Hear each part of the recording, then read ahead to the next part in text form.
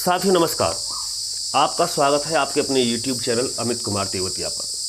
मैं आपका अभिनंदन करता हूं, इस्तकबाल करता हूं, स्वागत करता हूं। और साथियों, इस बार जो हम आपके लिए अपने YouTube चैनल पर प्रोवाइड करा रहे हैं, यह एक सीरीज़ है जिसमें प्रत्येक सप्ताह के करंट अफेयर्स की घटनाएं आप तक पहुंचाई जाएंगी, चाहे वो राष्ट्रीय स्तर की हो, चाहे वो अंतर्राष्ट्रीय स्तर की हो। शुरू कर रहे हैं जून 2020 प्रथम सप्ताह से। आप अपने स्क्रीन पर देखिएगा, पहला पॉइंट जो सबसे करंट अफेयर्स की घटना का महत्वपूर्ण है, क्योंकि ये प्रतियोगी परीक्षाओं में एक महत्वपूर्ण योगदान देते हैं सवाल, तो आपको इनके विषय में जानकारी अवश्य होनी चाहिए।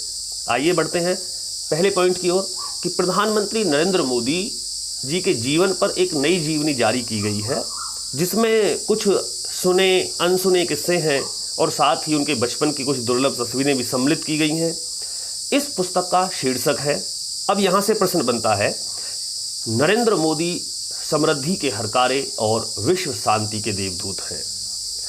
यह पुस्तक जारी की के.जी. बालकृष्णन, पूर्व मुख्य न्यायाधीश सुप्रीम कोर्ट। और साथ ही इस पुस्तक की यदि लेखिका के विषय में पूछा जाए तो इनका नाम है एलिजाबेथ होरन। पुस्तक के सह लेखक भी हैं, अंतर्राष्ट्रीय न्याय परिषद के अध्यक्ष हैं और ऑल इंडिया बार एसोसिएशन के अध्यक्ष अदिश सी अग्रवाल।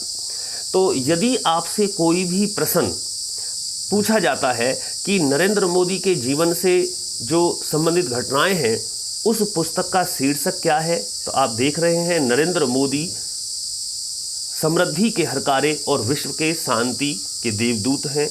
यदि आपसे पूछा जाता है कि नरेंद्र मोदी के जीवन पर हाल ही में जारी की गई पुस्तक का लोकार्पण किसने किया, के.जी. बालकृष्णन, मुख्य न्यायाधीश। यदि यहीं आपसे प्रश्न पूछा जाए कि जो प्रधानमंत्री के जीवन से संबंधित जीवनी है, नरेंद्र मोदी समृद्धि के हरकारे और विश्व शांति के देवदूत हैं, इसकी लेखिका कौन है, तो आप जवाब देंगे एलिजाबेथ होरन। यदि यहीं आपसे प्रश्न पूछ लिया जाए कि अदिश सी अग्रवाल किस पुस्तक के सह लेखक हैं जो नरेंद्र मोदी के विषय में हैं, तो यहाँ भी आप प्रश्न का जो शीर्षक है वो बता सकते हैं, नरेंद्र मोदी समृद्धि के हरकारे और विश्व शांति के देवदूत हैं। तो यहाँ तो बात रही पहले पॉइंट की। अब हम आगे बढ़ते हैं और अब दूसरे पॉइंट की ओर कि जो जून माह के प्रथम सप्ताह के विषय में बताया जा रहा है कि बंगाल की खाड़ी में उठे सुपर चक्रवाती तूफान एम्फॉन ने सबसे अधिक नुकसान किस राज्य को पहुंचाया, तो यहाँ आप जवाब देंगे पश्चिमी बंगाल प्रथम रहा, व उड़ीसा। क्योंकि बंगाल की खाड़ी से सटे हुए जो राज्य हैं उनमें पश्चिमी बंगाल और उड़ीसा महत्वपूर्ण हैं, और इस सुपर चक्रवाती तूफान से जो सबसे अधिक नुकसान हुआ है वो पश्चिमी बंगाल को हुआ है। और यदि सुपर चक्रवाती तूफान पूछा जाए तो क्या नाम बताएंगे, एम्फॉन।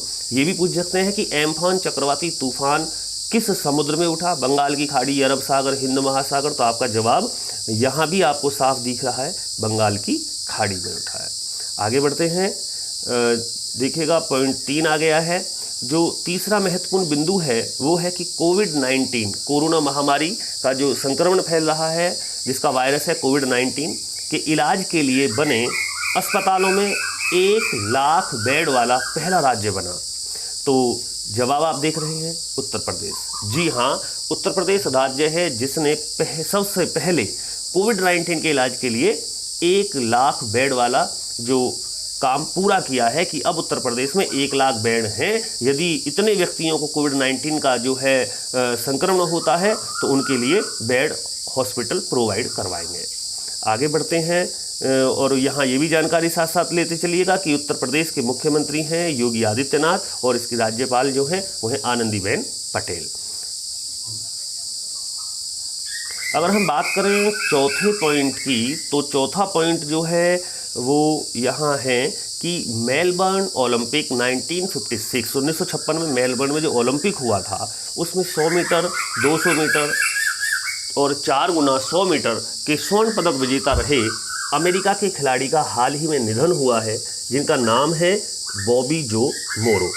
प्रश्न ये भी पूछा जा सकता है कि बॉबी जो मोरो जिनका हाल ही में निधन हुआ, यह संबंधित हैं, तो आप इसमें यहाँ जवाब दे सकते हैं कि यह एक खिलाड़ी हैं अमेरिका के जो 100 मीटर, 200 मीटर और 4 गुना 100 मीटर के स्वर्ण पदक विजेता थे। आगे चलते हैं, हम देखते हैं प्रश्न संख्या 5 जो है बिंदु, वो है कि सीधे राजीव गांधी खेल रत्न पुरस्कार प्राप्त करने के बाद अब अर्जुन अवार्ड के लिए आवेदन कर किसने जो है सुर्खियों में जगह बनाई, तो उनका नाम है साक्षी मलिक, जो कि रियो ओलंपिक की कांस्य पदक विजेता है कुश्ती में। जी हाँ, यानी कि हम सब जानते हैं कि भारत में खेल संबंधी यदि सबसे बड़ा पुरस्कार है तो वो है राजीव गांधी खेल रत्न। यह सीधे दिया गया साक्षी मलिक को, लेकिन इसके बाद इन्होंने अर्जुन अवार्ड, जो कि राजीव गांधी खेल रत्न अवार्ड से छोटा है, उसके लिए इन्होंने नामांकन कर दिया। लेकिन वहीं चर्चा में है कि जब आपको बड़ा पुरस्कार मिल गया है तो छोटा पुरस्कार के लिए आप आवेदन नहीं कर सकते। लेकिन साक्षी मलिक इसीलिए सुर्खियों में आई कि अब उन्हें अर्जुन अवार्ड भी चाहिए और इसके लिए उन्होंने आवेदन किया है। बढ़ते हैं आगे और अब हम देखेंगे साहब जो छठा बिंदु है कि क्या महत्वपूर्ण है। ये बहुत महत्वपूर्ण जानकारी है, विशेष ध्यान यहाँ दें कि अब G7 की जगह G11 भारत को भी मिलेगा बुलावा पत्र। अर्थात क्या है, G7 का मतलब है ग्रुप ऑफ द 7 कंट्रीज, इसकी जगह होगा group of the 11 countries. G7 संगठन है, पूर्णतः समझिएगा कि आखिर हुआ क्या है। अमेरिका के राष्ट्रपति डोनाल्ड ट्रंप ने चीन के खिलाफ बहुत कड़ा रुख अपनाया है। इससे पहले भी व्यापारिक मतभेद दोनों देशों में चल रहे थे, वहीं कोरोना महामारी को लेकर मतभेद और ज़्यादा बढ़ गया और इसी का जो है अमेरिकी राष्ट्रपति जो डोनाल्ड ट्रंप है वो बहुत कड़ा रुख लेते हुए लाभ उठा रहे हैं और चाहते हैं कि दुनिया के सबसे शक्तिशाली 7 देशों के संगठन ग्रुप ऑफ 7 अर्थात G7 को समाप्त कर उसकी जगह G11 बनाने का प्रस्ताव पारित कर दिया। आप ऐसे समझें कि इस बात को समझने के लिए यहाँ जरूरी है, आप ध्यान दीजिएगा, द ग्रुप ऑफ 7 आर्थिक संगठन है जिसमें दुनिया की 7 बड़ी अर्थव्यवस्था शामिल है, जिसमें America, Britain, Japan, Italy, Germany, France और कनाडा है। इसका पहला जो सम्मेलन था वो 1975 में फ्रांस में हुआ था, जब यह G7 बना। लेकिन इसमें जो पहली बार 6 देश शामिल हुए थे जब शुरू में ये खड़ा हुआ संगठन बनके, और अगले ही वर्ष इसमें कनाडा को सम्मिलित कर लिया गया और यह G7 हो गया। अब इस G7 को ही समाप्त करने की बात चल रही है, लेकिन आगे क्या होता है और विशेष जानकारी इसके विषय में आप लीजिएगा कि 1998 में यह जो G7 था यह G8 के रूप में आया, ग्रुप ऑफ 8 हो गया, क्योंकि इसमें रूस को शामिल कर लिया गया। अभी ऊपर देखिएगा आप, जब आप देख रहे थे वहाँ 7 देश हैं तो उसमें रूस नहीं था। 1998 में रूस सम्मिलित हो गया और ये 8 कंट्रीज इसमें हो गए, तो ये हो गया ग्रुप्स ऑफ 8 कंट्रीज। अब जब G8 हुआ तो 2014 में क्रीमिया पर आक्रमण करने के कारण रूस को इससे बाहर कर दिया गया, अतः पुनः यह G8 के स्थान पर फिर G7 हो गया। G7 की जगह इसमें 4 अन्य देशों को अब बुलावा भेजा गया है, जिस कारण यह G11 हो जाएगा।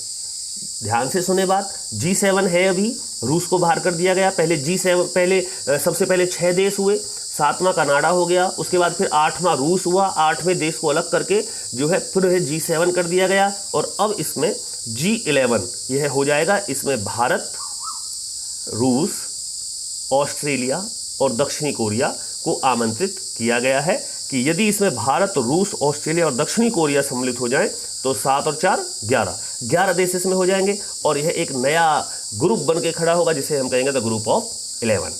अब आखिर है क्या ये जो G7 है, ये क्या है? G7 का प्रमुख कार्य क्या है, क्या करता है ग्रुप ऑफ 7? प्रत्येक सदस्य बारी बारी से 1 साल के लिए अध्यक्षता करते हैं। 2 दिवसीय सम्मेलन की मेजबानी वही एक देश करेगा हर बार, और इसमें ऊर्जा है, जलवायु परिवर्तन है या आपका वैश्विक सुरक्षा जैसे मुद्दों पर शिखर सम्मेलनों में इन विषयों को उठाया जाता है और इन पर ध्यान दिया जाता है। परंतु अब इसकी जो कोई खास विशेषता नहीं रही है, इसलिए G7 को समाप्त करने का निर्णय अमेरिका ने लिया है और इसके स्थान पर आ जाएगा G11। लेकिन अभी भारत ने आधिकारिक रूप से इसका जो निमंत्रण है वो स्वीकार नहीं किया गया है। बढ़ते हैं आगे साथियों।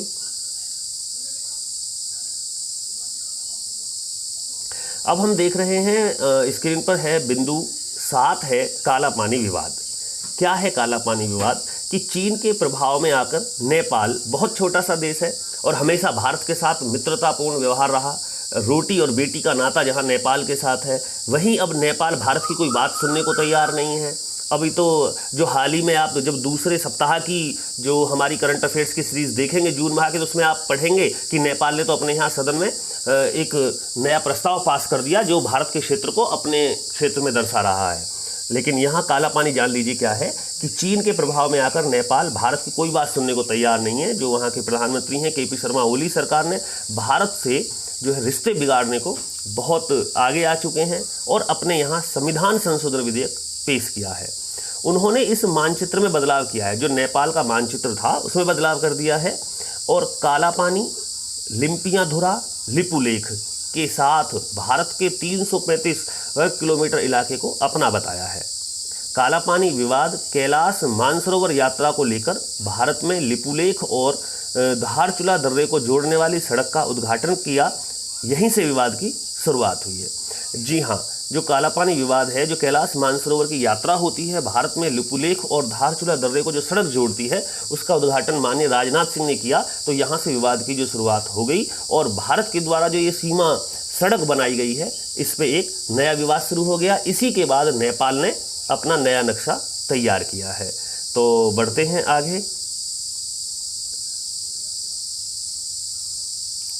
नेपाल और भारत के बीच विवादित क्षेत्र लिपुलेख दर्रा है। यहाँ विशेष समझ लीजिएगा, भारत और नेपाल के बीच जो विवाद का क्षेत्र है वो लिपुलेख दर्रा है। भारत इसे उत्तराखंड के पिथौरागढ़ जिले में मानता है और नेपाल इसे अपने धारचूला जिले का हिस्सा बताता है। अब यह क्षेत्र जो है विवाद का कारण बना हुआ है कि यह भारत की जो सीमा क्षेत्र में है या नेपाल के सीमा क्षेत्र में है। यही सबसे बड़ा विवाद है। आगे देखते हैं बिंदु 8 इस समय आपकी जो है स्क्रीन पे होगा कि व्यावसायिक अंतरिक्ष यात्रा के नए युग की शुरुआत हो चुकी है। जी हाँ, अंतरिक्ष यात्रा को व्यवसाय के रूप में अपना लिया गया है। यह पहली घटना है अपने जैसी। अरबपति कारोबारी एलन मस्क की स्पेस एक्स कंपनी द्वारा निर्मित रॉकेट यान ने अंतर्राष्ट्रीय अंतरिक्ष केंद्र ISS इंटरनेशनल स्पेस स्टेशन में नासा के 2 अंतरिक्ष यात्रियों को फ्लोरिडा से शनिवार को सफलतापूर्वक कक्षा में भेजा। यानी कि अमेरिका का जो फ्लोरिडा क्षेत्र है जहां प्रक्षेपण किया जाता है, वहां से 2 यात्री स्पेस में गए हैं। वो प्राइवेट कंपनी के द्वारा बनाए गए यान के द्वारा गए हैं। यह प्राइवेट कंपनी जो है वो है स्पेस एक्स कंपनी, जिसके मालिक हैं एलन मस्क। और ये जो दोनों यात्री गए हैं इनका नाम है बॉब बेकन और डॉग हर्ले। ये दोनों हैं जो पहली बार इस निजी अंतरिक्ष यात्रा उड़ान के लिए जो व्यावसायिक क्षेत्र में की गई है उसके द्वारा कक्षा में सफलतापूर्वक पहुंचे हैं। इस अंतरिक्ष यान का जो नाम है वो है स्पेस एक्स क्रू ड्रैगन। कई जगह पढ़ाया है, बट मैंने पढ़ा भी है कि जी ये अभियान था, क्रू ड्रैगन नामक अभियान है। यह अंतरिक्ष यान का जो नाम है वो है स्पेस एक्स क्रू ड्रैगन। और एलन मस्क के विषय में तो ये भी कहा जाता है कि जो इनकी विचित्र योजनाएं हैं, जो इनकी सोच है, उसके कारण इन्हें सनकी और पागल कहा गया था। क्योंकि इन्होंने ये कहा था कि मैं मंगल ग्रह पर दुनिया बसाना चाहता हूँ, यहाँ के लोगों को निजी जो यान है उनके द्वारा मंगल ग्रह पर भेजूंगा और एक नई दुनिया वहाँ बसाऊंगा। तो इसीलिए इन्हें सनकी और पागल तक भी कह दिया गया। बढ़ते हैं आगे। इस समय आप जून सप्ताह का जो प्रथम सप्ताह है उसकी महत्वपूर्ण घटनाओं की जानकारी ले रहे हैं। यह लगभग ऐसी ही हम सीरीज शुरू कर रहे हैं जिसमें आप 4 वीडियोज़ आप हमारी देखा करेंगे। एक सप्ताह की एक वीडियो आएगी, इसमें जो भी आपको चाहे वो नोट कर सकते हैं। तो साथियों, 9वां बिंदु है कि अमेरिका में प्रदर्शनों एवं भारी विरोध का सिलसिला शुरू हुआ। सब जानते हैं, अखबार के माध्यम से आप पढ़ भी रहे होंगे, लेकिन कारण क्या था वो देखिएगा कि अश्वेत व्यक्ति जॉर्ज फ्लॉयड की मौत इसका कारण है। अश्वेत व्यक्ति जो जॉर्ज फ्लॉयड की हत्या की गई है वो एक नकली बिल को लेकर के किसी मॉल में दुकान में झगड़ा हुआ, जिसको लेकर के एक नकली बिल उन्होंने पेश कर दिया और पुलिसकर्मियों ने उसकी पिटाई की और एक पुलिसकर्मी द्वारा उसकी हत्या कर दी गई। बस यहीं से विवाद शुरू हुआ श्वेत और अश्वेत का वहीं से प्रदर्शन शुरू हुए। नस्लवाद को लेकर के बहुत बड़ा इसका रूप लिया गया, यहाँ तक कि आपका स्पेन है, नीदरलैंड, फिनलैंड, इंग्लैंड, पूरे विश्व में बहुत ज़्यादा इसको लेकर के चर्चाएं हैं और जगह जगह प्रदर्शन हो रहे हैं कि आखिर कब तक श्वेत और अश्वेत को लेकर के दंगे या फसाद होते रहेंगे। और ये भी आप जानकारी यहाँ ले सकते हैं कि अमेरिका में जो होने वाले आगामी चुनाव हैं उनमें राष्ट्रपति चुनाव जो होना है तो डोनाल्ड ट्रंप का जो मुकाबला होगा वो हो गया है घोषित कि जो बिडेन जो उनसे होगा। बढ़ते हैं आगे। पॉइंट है 10, ध्यान से देखेंगे आप। 17 जून को सुरक्षा परिषद की अस्थायी सीट के लिए होने वाले चुनाव में भारत की जीत तय है। यहाँ जो बच्चे प्रतियोगी परीक्षाओं की तैयारी कर रहे हैं वो जानते होंगे कि जो सुरक्षा परिषद यानी कि जो यूएनओ के अंतर्गत है, जिसको दुनिया का पुलिसमैन कहा जाता है सुरक्षा परिषद को, इसमें जो कुल 15 सदस्य होते हैं, आप देखिएगा यहाँ सुरक्षा परिषद में केवल 15 सदस्य हैं, इसमें 5 तो स्थायी हैं और 10 अस्थायी हैं। जो 5 स्थायी सदस्य हैं, 5 स्थायी सदस्य हैं जिन्हें हम वीटो पावर वाले कंट्रीज़ बोलते हैं, उनमें अमेरिका, रूस, ब्रिटेन, फ्रांस और चीन, यानी कि यहाँ केवल 5 ही ऐसे देश हैं विश्व के अंदर जो स्थायी सदस्य हैं और इन्हीं को हम वीटो पावर कंट्रीज़ बोलते हैं। 10 अस्थायी सदस्य होते हैं जिनका कार्यकाल 2 वर्ष का होता है, केवल 2 वर्ष के लिए चुने जाते हैं ये 10 अस्थायी सदस्य। और इनमें जून माह के लिए 15 सदस्यीय परिषद की अध्यक्षता लेने के बाद फ्रांस ने चुनाव का कार्यक्रम जारी किया, अर्थात इस चुनाव की जिम्मेदारी है वो फ्रांस की है। इसमें भारत एशिया प्रांत समूह की अकेली सीट का एकमात्र उम्मीदवार है। तो ये प्रमुख कारण है कि इसमें भारत की जीत तय है कि क्योंकि इसमें कोई दूसरा और देश सामने नहीं आ रहा है जिसको इसमें यहाँ हिस्सा लेना है, उम्मीदवारी अपनी प्रकट करनी है। तो साथियों, ये रहे 10 महत्वपूर्ण बिंदु जो जून माह के प्रथम सप्ताह के हैं। आपसे फिर मुलाकात होगी अगले सप्ताह की महत्वपूर्ण घटनाओं के साथ। दीजिएगा अनुमति, चैनल को सब्सक्राइब करना ना भूलें, वीडियो को लाइक जरूर करें। मैं अमित कुमार तेवतिया आपसे लेता हूँ विदा। जय हिंद, जय भारत।